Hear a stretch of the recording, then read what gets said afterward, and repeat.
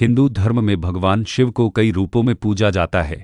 वह भोलेनाथ हैं, वह महादेव हैं, वह रुद्र हैं और वह ही नटराज भी हैं। उनका नटराज स्वरूप केवल एक मूर्ति या चित्र नहीं है, बल्कि यह स्वयं ब्रह्मांड के जन्म, पालन और संहार का प्रतीक है।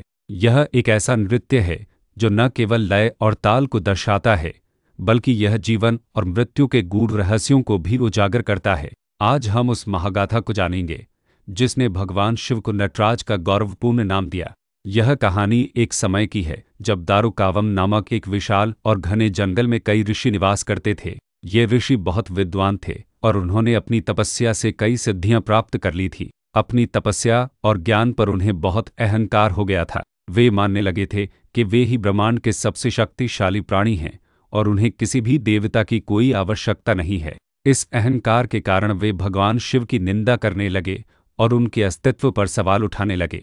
ऋषियों के इस अहंकार को तोड़ने के लिए भगवान शिव ने एक साधारण भिक्षुक का रूप धारण किया और उसी जंगल में प्रवेश किया। उनके पीछे पीछे भगवान विष्णु ने मोहिनी का रूप धारण किया। भिक्षुक के रूप में शिव के साथ मोहिनी को देखकर सभी ऋषि और उनकी पत्नियां मोहित हो गईं।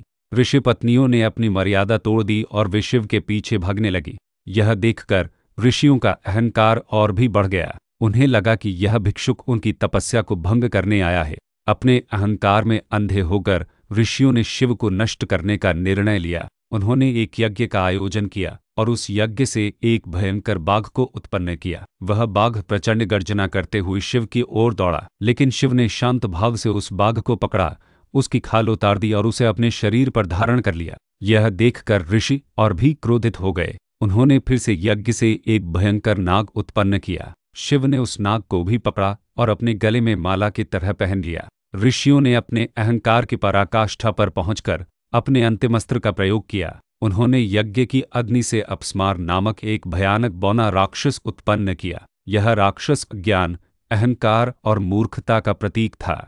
वह भयानक गर्जना करता हुआ शिव पर हमला करने के लिए दौड़ा, लेकिन शिव ने अपने दाएं पैर से उस राक्षस को दबा दिया और उसे उसी स्थान पर स्थिर कर दिया। जब अपस्मार को धरती पर दबा दिया गया तो शिव ने अपनी अद्भुत शक्ति और सौंदर्य का प्रदर्शन करते हुए ब्रह्मांडीय नृत्य तांडव करना आरंभ किया।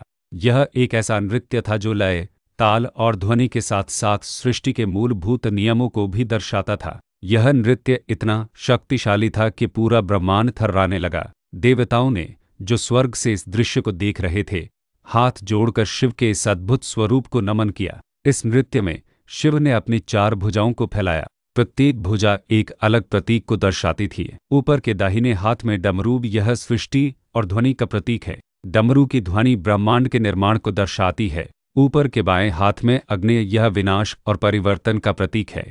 अग्नि वह शक्ति है जो पुराने को जलाकर नए के लिए जगह बनाती है। नीचे के दाहिने हाथ में अभय मुद्रा, यह भक्तों को आशीर्वाद और अभय प्रदान करने का प्रतीक है। यह दर्शाता है कि शिव अपने भक्तों की हमेशा रक्षा करते हैं। नीचे के बाएं हाथ को तिरछे उठाया हुआ, यह मुक्ति और मोक्ष का प्रतीक है। यह दर्शाता है कि शिव ही हमें जन्म और मृत्यु के चक्र से मुक्ति दिलाते हैं। शिव ने अपने दाएं पैर से अपस्मार नामक राक्षस को दबाया हुआ था। यह राक्षस अज्ञानता, अहंकार और मूर्खता का प्रतीक है।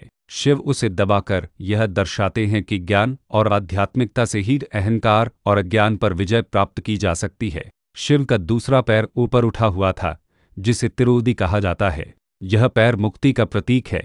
यह दर्शाता है कि जो भक्त अहंकार और अज्ञान को त्याग कर शिव की शरण में आता है, उसे मोक्ष अवश्य मिलता है। शिव के सिर के चारों ओर एक प्रभामंडल था जो ऊर्जा और जीवन के चक्र को दर्शाता था। यह प्रभामंडल सृष्टि के निरंतर चक्र और शिव के अनंत स्वरूप का प्रतीक है। शिव की जटाओं में गंगा बह रही थी और चंद्रमा चमक रहा था। इस नृत्य ने ऋषियों के अहंकार को पूरी तरह से तोड़ दिया। उन्होंने देखा कि जिस भिक्षुक को वे साधारण समझ रहे थे, वह स्वयं ब्रह्मांड का स्वामी है। उन्हें अपनी गलती का एहसास हुआ और उन्होंने हाथ जोड़कर शिव से क्षमा मांगी। नटराज का यह स्वरूप केवल एक पौराणिक कथा नहीं है, बल्कि यह एक गहरा दार्शनिक सिद्धांत है। सृष्टि डमरू की ध्वनि सृष्टि को दर्शाती है। संरक्षण अभय मुद्रा भक्तों की रक्षा करती है। विनाश अग्नि विनाश को दर्शाती है। मुक्ति उठा हुआ पैर मुक्ति को दर्शाता है। अज्ञान दबा हुआ राक्षस अज्ञान का प्रतीक है। नटराज के इस रूप ने ऋषियों को यह सिखाया कि अहंकार और ज्ञान दोनों अलग अलग हैं। सच्चा ज्ञान विनम्रता से आता है, न कि अहंकार से। यह स्वरूप हमें यह भी सिखाता है कि जीवन एक निरंतर चक्र है, जिसमें निर्माण, पालन और विनाश तीनों शामिल हैं। इस तरह भगवान शिव का नटराज स्वरूप न केवल एक सुंदर कलाकृति है, बल्कि यह स्वयं जीवन का एक संपूर्ण दर्शन है।